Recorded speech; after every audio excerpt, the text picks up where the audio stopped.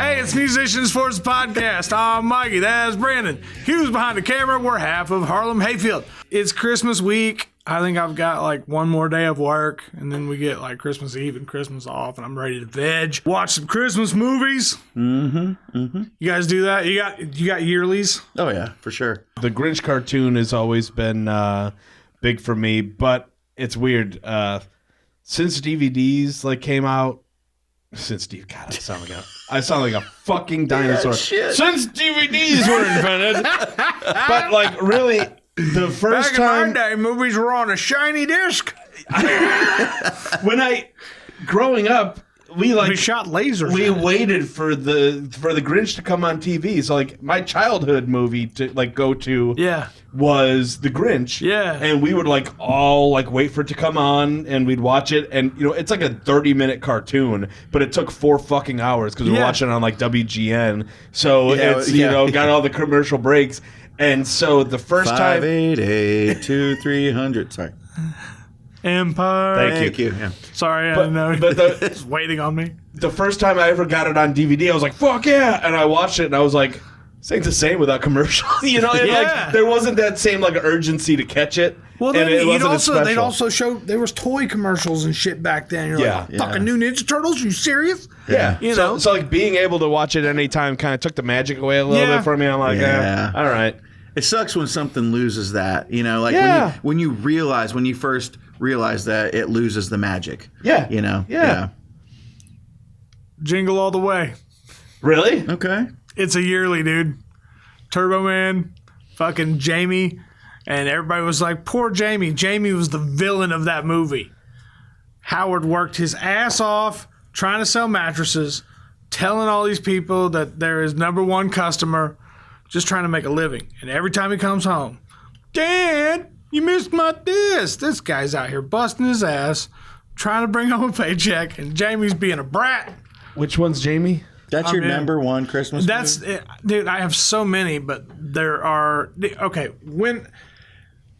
this is going to sound whatever, but when I'm in a relationship, I'm Mr. fucking Christmas. It's not just the day. It's I want to go to the fucking reindeer. I want to go do all the things. Christmas look music at lights in the house, the tree. Mr. fucking Christmas. Yeah, hell yeah. When I'm single, I did the Christmas decorations earlier this week. I hung up Lucy's stocking. And then I put the shit in it, and when she gets the shit, I put the stocking away, and Christmas is done.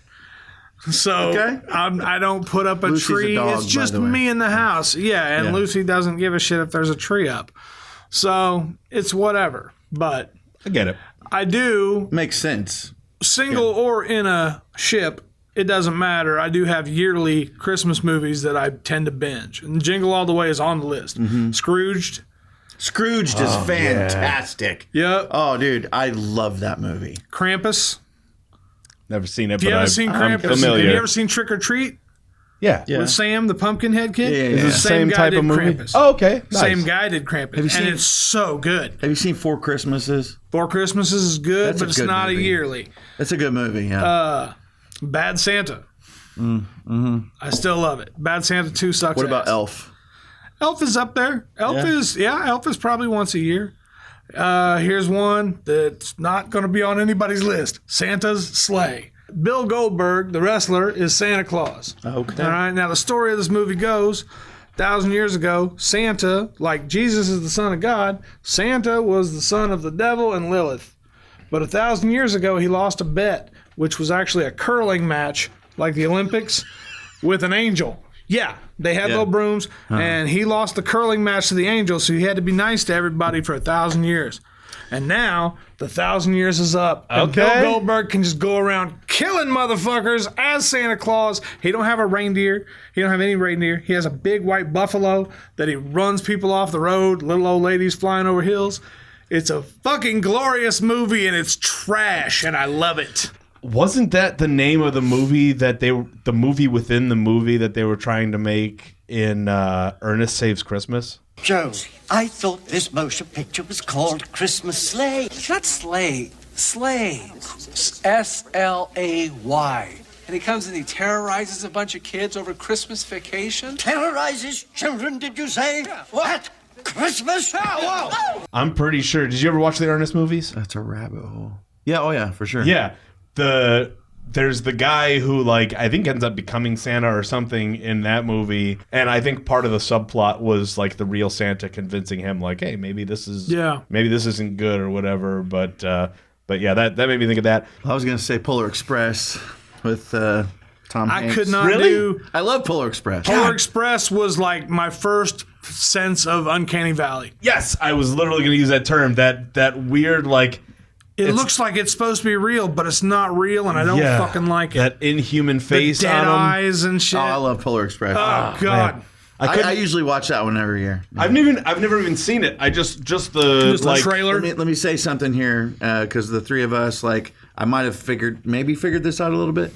My kids loved Polar Express, so there's a Okay. yeah. So there's I wouldn't show any of the movies. Well, Jingle All the Way is fine for the kids. Yeah. So it's not like you got into it by yourself and were like, this is my favorite. When they were little, they loved it, so it has kind of a nostalgic thing for me. Right. Yeah. Okay. Lampoons is on the list for yearly. Oh yeah. Yeah, Lampoons is a must.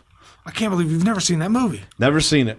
You should do yourself a treat. Have a treat. I've seen scenes from it. Just like I do a lot of like weird YouTube binging where I'm like, I've never seen this movie. Let me watch all the most popular scenes from it to give myself a little context. From up around Chicago? They're from Chicago. Yeah. Are they really? Actually, I believe you can go see the house up there in the neighborhood. Yeah. That they, all of them. Yeah. All those movies. Like, yeah, they're a Chicago family. Yeah. Nice. In fact, fucking the Griswold Blackhawks jersey.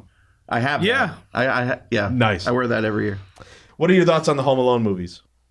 I like the first two. I never really saw 3, and after that they started changing cast. The 3 was changed cast too. Oh, okay. Oh man, it's McCoy's rough. the GOAT, dude. Yeah, first 2, solid. Second one, not nowhere near as much as the first, but still a tolerable movie. When did that movie come out? The first one. Like 90, 91? I think 90. Yeah. When that movie came out, like I was just barely over the age where Like movies are dumb, dude. I'm trying to get girls. Yeah. Yeah. Straight up. Like 1990, 91, we're talking about grunge. Pearl Jam, shit was getting ready to come out. Like all that's happening. It's like I played in bands. Like He was already off doing heroin somewhere. I was not quite freebasing yet. No, but like the point is, I was just barely out of like cutesy Christmas movies. And so at that time, actually for the next 4 or 5 years, of course, you know, I was only cared about music and girls and whatever. Sure. So I remember like my younger sister loving that movie, and I do like it. But it doesn't hold like a nostalgia thing. It wasn't a childhood for me. staple. Dude, I think that movie stayed in theaters until summer. Wow. I think it was that popular that they kept it in theaters until like July. That's crazy. It's fucking ridiculous. Movie I do love for Christmas is The Santa Claus with Tim the Toolman Taylor. Okay. Yeah.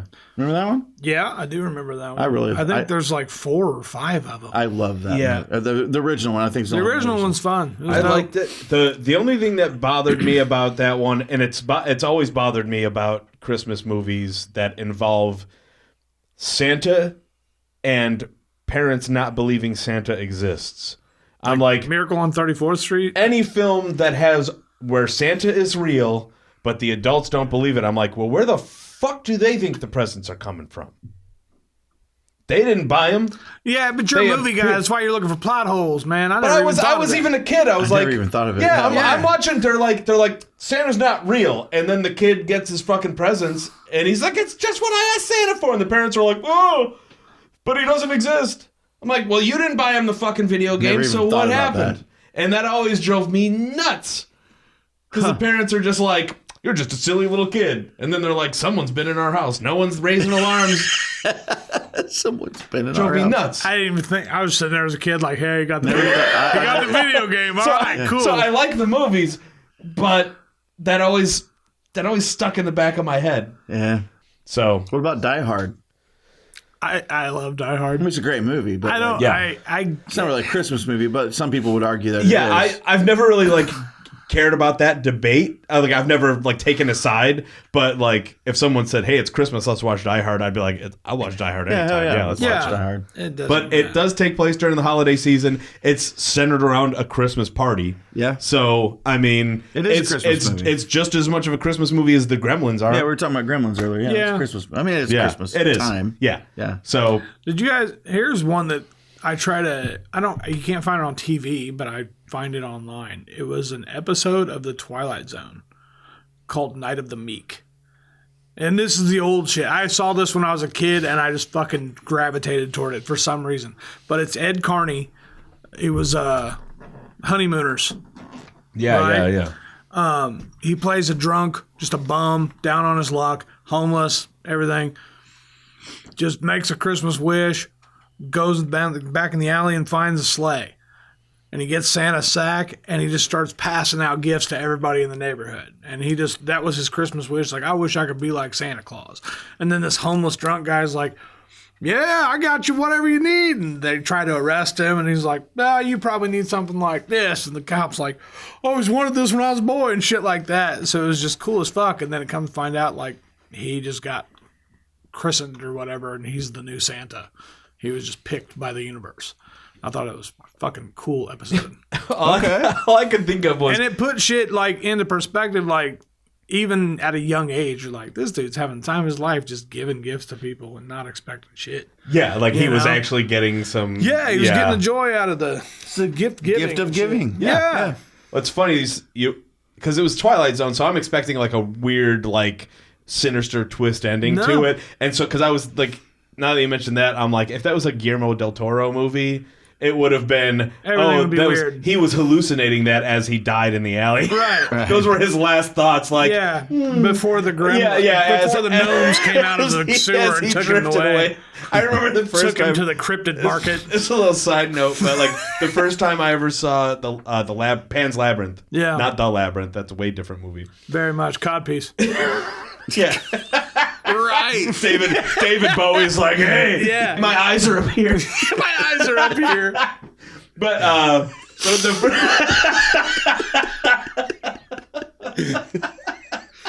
the first time I Stop staring at my cod. The first time I saw Pan's Labyrinth, I had never seen like a movie quite like that before. It was wild, dude. And so like when it gets to the end and I find out what was actually happening, I was like, this is fucking bullshit. Yeah. I was so mad.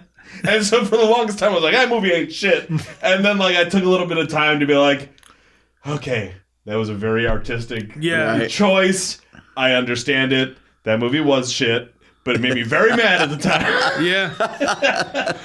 I get that. We were just talking about that the other day. Just talking about Uncut that. Gems. Uncut Gems. Yeah. Oh, God. Hold on. Before you go any further with that, I got to know, was Uncut Gems, was it a good movie or not? Just answer the question. Was it a good movie or not? I haven't seen the end of Uncut Gems. Nuh-uh. I swear to God. I made it to like the beginning of the third act. You quit? And then I had to stop for some reason. I was watching it and then like I either lost access to it or something. So I still haven't seen the whole movie. I watched it in 2 pieces because I rage quit halfway through it. Now, Mikey and Graham, I think, are of the same opinion. What is your opinion? No, I said it's a great movie. I'm never going to watch it again. Well, yeah. Ever. I mean, we even talked about Graham this. says it's not a good movie. Graham says he doesn't like it. It's not good. Okay, it's a good movie on the premise that it's well made. You're like me. Good story. Graham says it's not a good movie because it made him so uncomfortable. Fuck that movie. I'm not watching it. There's a difference between it's a bad movie versus it's a movie I didn't enjoy because of the way it made me feel. Who the fuck said art's supposed to make you feel comfortable? Exactly. I mean, that's the same thing with Pan's Labyrinth. I was like, fuck this movie, stupid ass shit. And then I was like, oh, that's exactly how he wanted me to feel. So I understand But the last thing you said was, that's a terrible movie. You just said that. Yes. But then it took me a while to come around to it and go, oh, wait. And so, I mean, the same way about like movies that are good, but I don't watch. I'll still rewatch it, like Braveheart. Uh-huh. That movie, it's a fucking bummer of a movie. But it's a really good fucking movie. I've ever seen Braveheart. So, my God, man, we're just learning a lot of stuff. All right, we need to have a fucking movie night as a band. Go on about Braveheart because I'm interested. We're talking about movies that make you uncomfortable or whatever. Because And like you said, it's a bummer of a movie. It's a bummer at the end. I think the whole movie is a fucking upper until the end. No, there's a lot of little ebbs and flows. I don't know. But go ahead. Just overall, by the end of the movie, I'm just like, man, that was like Shawshank Redemption. Just things daunting. that Shawshank for it's sure. a slog. And every time you go back and rewatch Green it, it's Mile. like, oh man, I forgot about this part. Oh my God, this is so amazing. But it's emotionally taxing. Yeah. You know? Yeah. And so, like, it took me a But long do you like that movie? I Do you- love those movies. like, say, Braveheart. You love that movie. Love it. What about Shawshank? Same. Great Love movie, it. right? Yes. Yeah. But it took me a long time. Even though it wears your ass out. It took me a long time to have the maturity to say, I don't always like the way I feel when I watch this. Okay. But that doesn't make it a bad film. I watched Braveheart fucking when it came out 25 years ago, whenever the fuck it was. Instantly fell in love with it. Same with Shawshank. Yeah. Loved it right away. Shawshank, Legends of the Fall was. Legends of the Fall was awesome. Corky Romano. Missed me with that shit, but yeah, all right. Hey, shout out to Chris Kattan. Honestly, next town over. Right down over. It's If a movie wears me out emotionally, I understand instantly that like that's what it was supposed to do. Yeah. And like I might not like that feeling, but I understand that's a great fucking filmmaker. Yeah. Who was able to make me feel Because he that. made you feel that way. On purpose. And That's the way I was with Blow. I felt fucking heartbroken for one of the biggest drug dealers ever. What a great movie. Oh my Blow God. was fantastic. As soon as they flipped the lights on at the end and he was busted again, I was like, God damn, are you serious? Well, that's like Sorry fucking, to everybody who just had blow spoiled for them in Yeah, 2025. sorry, I spoiled a movie for you that's 28 years old. Blow's a fantastic. Darth Vader's Luke Skywalker's father. What? Yeah. But Uncut Gems, I did feel like the whole time I didn't know what to expect. Uncomfortable. I knew it wasn't a comedy. Like I knew It gave not me to new expect respect for that. Adam Sandler. Oh God. But I still, like watching it, I was just like, oh my Dude, the God. whole time you're like, you fucking idiot. Stop doing this dumb shit. Yeah. You know? Yeah. So I can appreciate that and still say, all right, that one was enough. The way that And now I still do want to finish it. Yeah. If I can get it on the DVD. That movie pissed me off so bad. So this has been Musician. Yeah. Yeah. It's the holiday season. We're about to wrap up probably. Merry Christmas, y'all. Watch our Christmas song. Check out the Christmas song, and while you're there, What's that called? Times are tight. It's Christmas time. Times are tight. Okay. Yeah. It's In on the parentheses. Facebooks. It's on the YouTubes. And while you're on YouTube, while you're here watching this, see that little button down there? It says subscribe. Smash it. Hit that bitch. Yeah. So we're trying to get to 500. But hey, in the meantime, I'm Mikey. That's Brandon. Hughes behind the camera as always. We are half of Harlem Hayfield. We'll see you next time. Peace.